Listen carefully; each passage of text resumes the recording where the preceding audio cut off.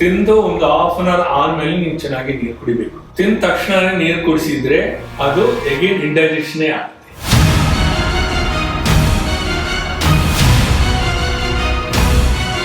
Blood urea nitrogen ಇರ್ಬೋದು, ಕ್ರೈಟಿನೈನ್ ಇರ್ಬೋದು, sodium ಇರ್ಬೋದು, ಕ್ಲೋರೈಡ್ ಇರ್ಬೋದು, ಪೊಟ್ಯಾಷಿಯಂ ಇರ್ಬೋದು. ಈ ತರ ಎಲೆಕ್ಟ್ರೋಲೈಟ್ಸ್ ಯಾವ್ದಾದ್ರು ಹೆಚ್ಚಿಗೆ ಆಗ್ಬಿಟ್ರೆ ಅದು ಬಂದು ಕಿಡ್ನಿ ಡಿಸ್ಫಂಕ್ಷನ್ಸ್ ಅವಕಾಶ ಇದೆ.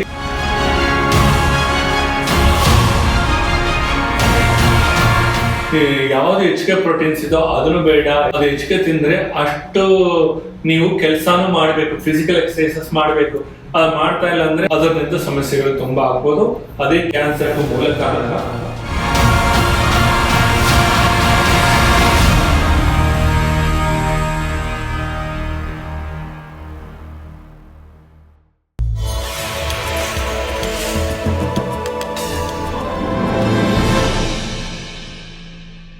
ಶ್ರೀ ಪರಿಪೂರ್ಣ ಸನಾತನ ಆಯುರ್ವೇದ ಆಸ್ಪತ್ರೆಯ ಯೂಟ್ಯೂಬ್ ಚಾನೆಲ್ಗೆ ತಮಗೆಲ್ರಿಗೂ ಸ್ವಾಗತ. ಕಳೆದ ಭಾಗದಲ್ಲಿ ನಾವು ಅಬ್ಡಮಿನಲ್ ಕ್ಯಾವಿಟಿಯಲ್ಲಿರುವಂತಹ ನಾನಾ ರೀತಿಯ ಅಂದರೆ 10 ಆರ್ಗನ್ಗಳ ಬಗ್ಗೆ ತಿಳಿಸ್ಕೊಟ್ವಿ. ಸೊ 5 ಆರ್ಗನ್ಗಳ ಬಗ್ಗೆ ಇನ್ ಡೀಟೇಲ್ ಆಗಿ ಹೇಳಿದ್ದೀವಿ. ಈಗ ಮತ್ತೆ ಉಳಿದಿರುವಂಥ 5 ಆರ್ಗನ್ಗಳು, ಅದರ ಫಂಕ್ಷನಿಂಗ್ ಬಗ್ಗೆ ಮಾಹಿತಿಯನ್ನು ತಿಳ್ಕೊಳ್ಳೋಣ. ಸ್ವಾಮೀಜಿಯವ್ರನ್ನ ಕಾರ್ಯಕ್ರಮಕ್ಕೆ ಸ್ವಾಗತಿಸ್ತಿದ್ದೀನಿ. ಸ್ವಾಮೀಜಿ, ಕಾರ್ಯಕ್ರಮಕ್ಕೆ ಸ್ವಾಗತ. ನಮಸ್ಕಾರ. ನಮಸ್ಕಾರ ಪ್ರಿಯ ವೀಕ್ಷಕರೇ. ಇದನ್ನ ನಾವು ಅಬ್ಡಮಿನಲ್ ಕ್ಯಾವಿಟಿ ಅಂತ ಹೇಳ್ತೇವೆ. ಇದರಲ್ಲಿ ಒಂದು 10 ಆರ್ಗನ್ಸ್ ಇದೆ. ಅದರ ವಿಚಾರವಾಗಿ ಮಾಹಿತಿ ತಿಳಿಸ್ಕೊಳ್ತೀವಿ, ನೋಡೋಣ ಬನ್ನಿ. ನೆಕ್ಸ್ಟ್ ನೀವು ನೋಡಿದ್ರೆ ಪ್ಯಾನ್ಕ್ರಿಯಾಸ್ ಆದ್ಮೇಲೆ ಸ್ಮಾಲ್ ಇಂಟೆಸ್ಟೈನ್. ಈಗ ಸೆಂಟ್ರಲ್ಲಿ ನೀವು ನೋಡ್ಬೋದು, ಏನು ಡಯಾಗ್ರಾಮ್ ತೋರಿಸ್ತಾ ಇದ್ದೋ ಚಿಕ್ಕದಾಗಿ ಅದು ಸ್ಮಾಲ್ ಇಂಟೆಸ್ಟೈನ್ ಅಂತ ಹೇಳ್ತೀವಿ. ಅದ್ರ ಮೇಲೆ ಇರೋದು ಲಾರ್ಜ್ ಇಂಟೆಸ್ಟೈನ್ ಅಂತ ಹೇಳ್ತೀವಿ. ಆಯ್ತಾ? ಲಾರ್ಜ್ ಇಂಟೆಸ್ಟೈನ್ ಕೆಳಗಡೆ ಇದೆ, ಇದು ತೋರಿಸ್ತಾ ಇದ್ದಾರೆ. ಮೇಲೆ ಇರೋ ಫೋಟೋ ಬಂದು ಲಾರ್ಜ್ ಇಂಟೆಸ್ಟೈನ್ ತೋರಿಸಿ, ಅದು ಒಳಗಡೆ ಸ್ಮಾಲ್ ಇಂಟೆಸ್ಟೈನ್ ತೋರಿಸಿದ್ದಾರೆ. ಇಲ್ಲಿ ಸೆಪರೇಟ್ ಆಗಿ ಲಾರ್ಜ್ ಇಂಟೆಸ್ಟೈನ್ ತೋರಿಸ್ತಾ ಇದೆ. ಓಕೆ, ಸೊ ಇದರಲ್ಲಿ ಸ್ಮಾಲ್ ಇಂಟೆಸ್ಟೈನ್ ಅಂದ್ರೆ ಡಿಯೋಡಿನಮ್ ಇರ್ಬೋದು. ಮೇನ್ಲಿ ಆರ್ಗನ್, ಅದರಲ್ಲಿ ಚಿಕ್ಕ ಆರ್ಗನ್ ಡಿಯೋಡಿನಮ್ ಇರ್ಬೋದು. ಡಿಯೋಡಿನಮ್ ಇದರಲ್ಲಿ ಇಲ್ಲ. ನೆಕ್ಸ್ಟ್ ಇಮೇಜ್ ಅಲ್ಲಿ ನಾವು ತೋರಿಸ್ತೀವಿ. ಡಿಯೋಡಿನಮ್ ಇರ್ಬೋದು, ಇಲ್ಲಾಂದ್ರೆ ಜೆಜುನಮ್ ಇರ್ಬೋದು, ಇಲಿಯಂ ಇರ್ಬೋದು. ಇದು ಚಿಕ್ಕ ಚಿಕ್ಕ 3 ಆರ್ಗನ್ ಅದ್ರ ಒಳಗಡೆ ಇದೆ. ಇದು ಬಂದು ಇದು ನ್ಯೂಟ್ರಿಷನ್ ಅಬ್ಸರ್ವ್ ಮಾಡೋದಕ್ಕೂ ಡೈಜೆಷನ್ ಮಾಡೋದಕ್ಕೂ ಈ ಸ್ಮಾಲ್ ಇಂಟೆಸ್ಟೈನ್ ಯಾವ ತಿಂದ್ರೇನೋ ಅದರಲ್ಲಿ ನ್ಯೂಟ್ರಿಷನ್ ಕಂಟೆಂಟ್ಸ್ ಇರುತ್ತೆ. ಎಲ್ಲ ಪದಾರ್ಥಗಳೇ, ವೆಜಿಟೇಬಲ್ಸ್, ಫ್ರೂಟ್ಸ್, ಇಲ್ಲಾಂದ್ರೆ ನಾವು ತಿನ್ನೋ ಅಕ್ಕಿನಿಂದ ಎಲ್ಲ ಪದಾರ್ಥಗಳಿಗೆ ನ್ಯೂಟ್ರಿಷನ್ ಇರುತ್ತೆ. ಅದು ಸೆಗ್ರಿಗೇಟ್ ಮಾಡಿ, ಅದು ಪ್ರೋಟೀನ್ ಕಂಪ್ಲೀಟ್ ಆಗಿ ಸೆಗ್ರಿಗೇಟ್ ಮಾಡಿ ಅದು ಪ್ರೊಡಕ್ಟ್ ಮಾಡುತ್ತೆ, ಅಬ್ಸರ್ವ್ ಮಾಡುತ್ತೆ. ಅದೇ ಸ್ಮಾಲ್ ಇಂಟೆಸ್ಟೈನ್ ಕೆಲಸ. ಇದರಲ್ಲಿ ಮೇಜರ್ ಏನು ಇನ್ಫ್ಲಮೇಷನ್ ಫಸ್ಟ್ ಡಿಸೀಸ್ ಬರ್ಬೋದು ಅಂದ್ರೆ ಸಿಲೆಕ್ಟ್ ಡಿಸೀಸ್ ಹೇಳ್ತಾರೆ. ಸಿಲೆಕ್ಟ್ ಡಿಸೀಸ್ ಅಂದ್ರೆ ಗ್ಲೂಟಿನ್ ಇಂಡ್ಯೂಸ್ಡ್ ಎಂಟ್ರೋಪತಿ ಅಂತ ಹೇಳ್ತೀವಿ. ಗ್ಲೂಟಿನ್ ಯಾವತ್ತು ಜಾಸ್ತಿ ಆಗತ್ತೋ, ಮೀನ್ಸ್ ಶುಗರ್ ಲೆವೆಲ್ ಯಾವತ್ತು ಜಾಸ್ತಿ ಆಗತ್ತೋ ಅದರಿಂದ ಬರೋದೇ ಸಿಲೆಕ್ಟ್ ಡಿಸೀಸ್. ಅದೇ ತರ ನಿಮ್ಗೂ ಇನ್ಫ್ಲಮೇಷನ್, ಇನ್ಫೆಕ್ಟಿಷಿಯಸ್ ಏನೋ ಪದಾರ್ಥ ತಿಂತೀವಿ, ಫಾರಿನ್ ಬಾಡೀಸ್ ನಿಂದ ನಮ್ಗೆ ಅಫೆಕ್ಟ್ ಆಗಿದೆ, ಇಲ್ಲಾಂದ್ರೆ ನೀರು ಕುಡಿಸಿರೋದ್ರಿಂದ ಅಫೆಕ್ಟ್ ಆಗಿದೆ, ಇಲ್ಲ ಬ್ಯಾಕ್ಟೀರಿಯಾಸ್ ನಿಂದೂ ಅಫೆಕ್ಟ್ ಆಗಿದೆ. ಇದೆಲ್ಲ ನೀವು ನೋಡಿದ್ರೆ ಇನ್ಫ್ಲಮೇಟರಿ ಇಶ್ಯೂಸ್ ಬರೋದಕ್ಕೆ ಅವಕಾಶ ಇದೆ. ಅದೇ ತರ ಇದು ಕ್ರಾನ್ಸ್ ಡಿಸೀಸ್, ಇದು ಬಹಳ ಮುಖ್ಯವಾಗಿ ಇರಿಟಬಲ್ ಬೌಲ್ ಸಿಂಡ್ರೋಮ್ ಅಂತ ಹೇಳ್ತೀವಿ. ಆ ಇರಿಟಬಲ್ ಬೌಲ್ ಸಿಂಡ್ರೋಮ್ ಅಂದ್ರೆ ಅದರಲ್ಲಿ ನಿಮ್ಗೂ ಮೋಸ್ಟ್ಲಿ ಕಾನ್ಸ್ಟಿಪೇಷನ್ ಇಶ್ಯೂಸ್ ಬರೋದಕ್ಕೆ ಅವಕಾಶ ಇದೆ. ಇಲ್ಲ ಅಂದ್ರೆ ಅಜೀರ್ಣ ತತ್ವ ಜಾಸ್ತಿ ಆಗುತ್ತೆ, ಹೈಪರ್ ಅಸಿಡಿಟಿ ಜಾಸ್ತಿ ಆಗುತ್ತೆ. ಆಯ್ತಾ? ಇದೆಲ್ಲ ಸ್ಟ್ರೆಸ್ ರಿಲೇಟೆಡ್ ಪ್ಲಸ್ ನಮ್ ಲೈಫ್ ಸ್ಟೈಲ್ ಹ್ಯಾಬಿಟ್ಸ್, ಇದರಿಂದ ಬರೋದು ಈ ತರ IBD ಇದು ಬರುತ್ತೆ. ಇನ್ನೊಂದು ಇಂಟೆಸ್ಟಿನಲ್ ಅಬ್ಸ್ಟ್ರಕ್ಷನ್ಸ್ ಬರೋದಕ್ಕೂ ಅವಕಾಶ ಇದೆ. ಅಬ್ಸ್ಟ್ರಕ್ಷನ್ಸ್ ಯಾವತ್ತು ಬರುತ್ತೆ? ವಾತ ಜಾಸ್ತಿ ಡಾಮಿನೆಂಟ್ ಆಗಿದೆ, ಅಲ್ಲಿ ನೀರಿಲ್ಲ, ಕಫ ಇಲ್ಲ, ಆಯ್ತಾ, ಪಿತ್ತ ತತ್ವ ಇಲ್ಲ, ಡೈಜೆಸ್ಟ್ ಮಾಡೋದಕ್ಕೂ ಪಿತ್ತ ಅಗ್ನಿ ಅಲ್ಲಿ ಇಲ್ಲ. ಆ ವಾತ ಅಬ್ಸ್ಟ್ರಕ್ಷನ್ಸ್ ಆಗೋದ್ರಿಂದ ನಿಮ್ಗೂ ಈ ತರ ಅಬ್ಸ್ಟ್ರಕ್ಷನ್ಸ್ ಪೂರ್ತಿ ನಿಮ್ಮ ಸ್ಮಾಲ್ ಇಂಟೆಸ್ಟೈನ್ ಅಲ್ಲಿ ಬರೋದಕ್ಕೂ ಇಂಟೆಸ್ಟಿನಲ್ ಅಬ್ಸ್ಟ್ರಕ್ಷನ್ಸ್ ಹೇಳೋದಕ್ಕೂ ಅವಕಾಶ ಬರುತ್ತೆ. ಇದಾದ್ಮೇಲೆ ಲಾರ್ಜ್ ಇಂಟೆಸ್ಟೈನ್ ಏನ್ ಮಾಡುತ್ತೆ? Absorbs water. ಮೋಸ್ಟ್ಲಿ ಅದು ಲಾರ್ಜ್ ಇಂಟೆಸ್ಟೈನ್ ಅಲ್ಲಿ ನೋಡಿದ್ರೆ ಸ್ಮಾಲ್ ಇಂಟೆಸ್ಟೈನ್ ನೀವು ತಿನ್ನೋ ಪದಾರ್ಥ ಎಲ್ಲ ಇರುತ್ತೆ, ಕೆಳಗಡೆ ನೀವು ನೋಡಿದ್ರೆ ಲಾರ್ಜ್ ಇಂಟೆಸ್ಟೈನ್ ಅಲ್ಲಿ ತುಂಬಾ ವಾಟರ್ ಇರುತ್ತೆ. ಅದೇ ಅಗ್ನಿ ತತ್ವನ ಪ್ರೊಡ್ಯೂಸ್ ಮಾಡೋದು. ಆಯ್ತಾ? ಈಗ ಎಲ್ಲಿ ಅಗ್ನಿ ಇದೋ ಆ ವಾಯು ಇರೋ ಕಡೆಯಲ್ಲಿ ಅಗ್ನಿ ಇರಬೇಕು, ಅಗ್ನಿ ಇರೋ ಕಡೆಯಲ್ಲಿ ನೀರು ಇರಬೇಕು. ಇದೇ ನಮಗೂ ಸಾಮುದ್ರಿಕ ಲಕ್ಷಣ ಅಂತ ಹೇಳ್ಬೋದು ನೇಚರ್. ಆಯ್ತಾ? ಯಾವತ್ತು ನಿಮ್ಗೂ ವಾತ ಇದೆ, ವಾಯು ಇದೆ, ಬಟ್ ಅಗ್ನಿ ಇಲ್ಲ ಅಂದ್ರೆ ಅದು ಅಬ್ಸ್ಟ್ರಕ್ಷನ್ಸ್ಗೂ ಚಾನ್ಸಸ್ ಕೊಡುತ್ತೆ, ಎಕ್ಸ್ಟೆನ್ಷನ್ಸ್. ಅಗ್ನಿ ಇದೆ ಬಟ್ ವಾತ ಅಂತ ಎಕ್ಸಿಬಿಟ್ ಇದೆ, ಅಗ್ನಿ ಇದೆ ಅಂದ್ರೆ ಖಂಡಿತವಾಗಿ ಅಲ್ಲಿ ನೀರು ಪ್ರೊಡಕ್ಷನ್ ಆಗಬೇಕು, ಸೆಗ್ರಿಗೇಟ್ ಆಗಬೇಕು ಅವಕಾಶ ಇದೆ. ಸೊ ಈಗ ನೀವು ನೋಡಿದ್ರೆ ಇಲ್ಲಿ ಕೆಲವರು ನೀರೇ ಕುಡಿಯಲ್ಲ, ಅಗ್ನಿ ಇದೆ ನೀರು ಕುಡಿಯಲ್ಲ, ಅವತ್ತು ಏನಾಗುತ್ತೆ, again that will convert into ವಾತ. ಆಯ್ತಾ? ತಿಂದು ಒಂದು ಹಾಫ್ ಅನ್ ಅವರ್ ಆದ್ಮೇಲೆ ನೀವು ಚೆನ್ನಾಗಿ ನೀರು ಕುಡಿಬೇಕು. ತಿಂದ ತಕ್ಷಣನೇ ನೀರು ಕುಡಿಸಿದ್ರೆ ಅದು ಅಗೇನ್ ಇಂಡೈಜೆಷನ್ ಆಗುತ್ತೆ. ಅದ್ರ ನಿಮ್ದು ಮೆಕ್ಯಾನಿಕಲ್ ಆಗಿ ನಿಮ್ದು ಅಬ್ಸಾರ್ಪ್ಷನ್ಸ್ಗೂ ಅದಕ್ಕೂ ಟೈಮ್ ಬಿಡಬೇಕು ಹೊಟ್ಟೆಗೆ. ಆವತ್ತೆ ಮಿಕ್ಕಿದು ಆರ್ಗನ್ಸ್, ಚಿಕ್ಕ ಚಿಕ್ಕ ಆರ್ಗನ್ಸ್ ಅದರಲ್ಲಿ ಇರೋ ಸ್ಟಮಕ್ ಅಲ್ಲಿ, ಅಬ್ಡಾಮಿನಲ್ ಅಲ್ಲಿ ಇರೋ ಇದೆಲ್ಲ ಕೆಲಸ ಮಾಡುತ್ತೆ. ಈಗ large intestine half an hour ಆದ್ಮೇಲೆ ನೀವು ನೀರು ಕುಡಿಸಿದ್ರೆ ಅದು ನೀರು ಬಂದ್ಮೇಲೆ ಆ ಅಗ್ನಿ ತತ್ವವನ್ನು ಇನ್ನೂ ಸ್ವಲ್ಪ ಹೆಚ್ಚಿಗೆ ಪ್ರಮೋಟ್ ಮಾಡಿ ಡೈಜೆಷನ್ ಮಾಡೋದಕ್ಕೂ ಸಪೋರ್ಟ್ ಮಾಡುತ್ತೆ. ಬಾಯ್ಲಿಂಗ್ ವಾಟರ್ ಯಾವ ತರನೋ ಆ ತರ. ಆಯ್ತಾ? ಅಗ್ನಿ ಇದೆ, ನೀರು ಬಿಟ್ಟರೆ ಅದು ಏನಾಗುತ್ತೆ, ಒಂದು ಕೂಲು ಆಗುತ್ತೆ, ಸಬ್ಸೈಡ್ ಆಗುತ್ತೆ. ಆಯ್ತಾ? ಇನ್ನೊಂದು ಕಡೆ ಅದು ಬಾಯ್ಲು ಆಗುತ್ತೆ. ಸೊ ನಿಮ್ದು ಪಿತ್ತ ಲೆವೆಲ್ ಎಷ್ಟು ಇದೋ ಸ್ಟಮಕ್ ಅಲ್ಲಿ ಅದು ಇಟ್ಕೊಂಡೆ ಅದು ಕೆಲಸ ಮಾಡುತ್ತೆ. ನೀವು ಸ್ವಲ್ಪ ಕುಡಿಸಿದ್ರೆ ಇನ್ನೂ ಪಿತ್ತ ಲೆವೆಲ್ ಜಾಸ್ತಿ ಆಗುತ್ತೆ. ಜಾಸ್ತಿ ಕುಡಿಸಿದ್ರೆ after digestion it will come. ಅದಕ್ಕೆ ಲಾರ್ಜ್ ಇಂಟೆಸ್ಟೈನ್ ಅಲ್ಲಿ ಇದು ನೀರು ಚೆನ್ನಾಗಿ ಇರಬೇಕು. ನೀವು ಚೆನ್ನಾಗಿ ಅರ್ಧ ಗಂಟೆ ತಿಂದ ಮೇಲೆ ನೀವು ಕುಡಿಬೇಕು. ಅದು ಕುಡಿತಾ ಇಲ್ಲ ಅಂದ್ರೆ ಫಸ್ಟ್ ಎಲಿಮೆಂಟ್ ಬರೋದೇ ಕೊಲಿಟಿಸ್. ಆಯ್ತಾ? ಅವತ್ತು ಇನ್ಫೆಕ್ಷಿಯಸ್ ಇರ್ಬೋದು, ಸ್ಕೀಮಿಕ್ ಇರ್ಬೋದು, ಆಟೋಮ್ಯೂನ್ ಇರ್ಬೋದು. ಅದು ಒಂಥರ ಕ್ರಾಂಪ್ ಬರುತ್ತೆ. ನಿಮ್ ಲಾರ್ಜ್ ಇಂಟೆಸ್ಟೈನ್ ಅಲ್ಲಿ ಒಂದು ಕ್ರಾಂಪ್ ಬರುತ್ತೆ.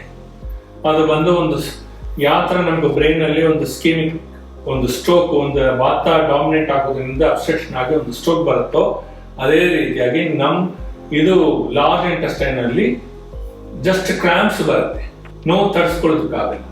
ಅದನ್ನೇ ಇನ್ಫೆಕ್ಟಿಷಿಯಸ್, ಅದು ಯಾವತ್ತು ನಿಮ್ದು ಡೈಜೆಷನ್ ಮಾಡೋದಕ್ಕೆ ಆಗ್ತಾ ಇಲ್ಲವೋ ಅದು ಆಟೋ ಇಮ್ಯೂನ್ ಹೇಳ್ತೀವಿ.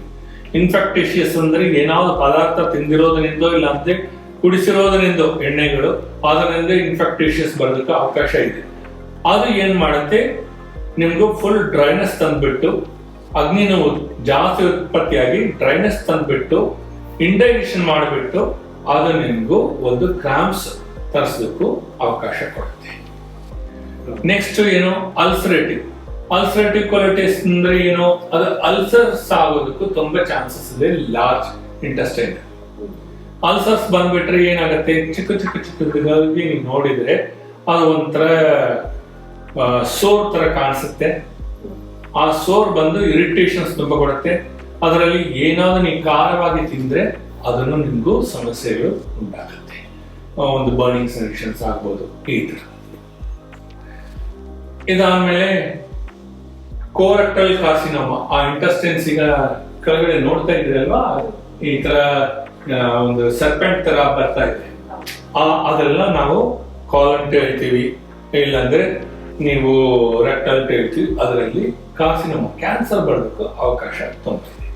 ಫೈನಲಿ ಇರಿಟಬಲ್ ಬೌಲ್ ಸಿಂಡ್ರೋಮ್ ಇದರಲ್ಲಿ ಬರುತ್ತೆ. ಇರಿಟಬಲ್ ಬೌಲ್ ಸಿಂಡ್ರೋಮ್ ಅಂದ್ರೆ ಏನು, ನೀವು ಮೋಷನ್ ಮಾಡಬೇಕು, ಕಾನ್ಸ್ಟಿಪೇಷನ್ ನಿಮ್ಗೂ ಚೆನ್ನಾಗಿಲ್ಲ, ಅಪಿಟೈಟ್ ನಿಮ್ಗೂ ಚೆನ್ನಾಗಿಲ್ಲ, ತಿಂದ ತಕ್ಷಣನೇ ಹೋಗ್ಬೇಕು ಅಂತ ನಿಮ್ಗೂ ಅನಿಸ್ತಾ ಇರೋದು, ಇದೆಲ್ಲನೇ ಇರಿಟಬಲ್ ಬೌಲ್ ಸಿಂಡ್ರೋಮ್. ಆಯ್ತಾ? ಇದು ಆಯ್ತು. ನೆಕ್ಸ್ಟ್ ಲೆವೆಲ್ಗೆ ನಾವು ಹೋಗ್ತೀವಿ, ಸ್ಪ್ಲೀನ್. ಈಗ ಸ್ಪ್ಲೀನ್ ಇದು ತುಂಬಾ ಚಿಕ್ಕದು. ಇದು ಮೇನ್ಲಿ ಇದು ಏನ್ ಮಾಡುತ್ತೆ, ಎಲ್ಲೋ ಬಾಯಿಲ್ ಸ್ಕ್ರೀಟ್ ಮಾಡುತ್ತೆ. ಆಯ್ತಾ? ಇದು ಬ್ಲಡ್ ಅನ್ನು ಫಿಲ್ಟರ್ ಮಾಡುತ್ತೆ. ಅದರಲ್ಲಿ ಏನಾದ್ರು ಕ್ರಿಮಿಗಳಿದ್ರೆ ಆ ಕ್ರಿಮಿಗಳನ್ನೆಲ್ಲ ಈ ಸ್ಪ್ಲೀನ್ ಫಿಲ್ಟರ್ ಮಾಡುತ್ತೆ. ಅದು ತೆಗ್ಸ್ಬಿಡುತ್ತೆ. ಅದು ತೆಗ್ಸ್ಬಿಟ್ಟು ರೀಪ್ರೊಡಕ್ಟಿವ್ ಆರ್ಗನ್ ಥ್ರೂ ಅದು ಎಕ್ಸ್ಕ್ರೀಟ್ ಮಾಡಿಬಿಡುತ್ತೆ. ಅದು ಕೆಲಸನೇ ಸ್ಪ್ಲೀನ್.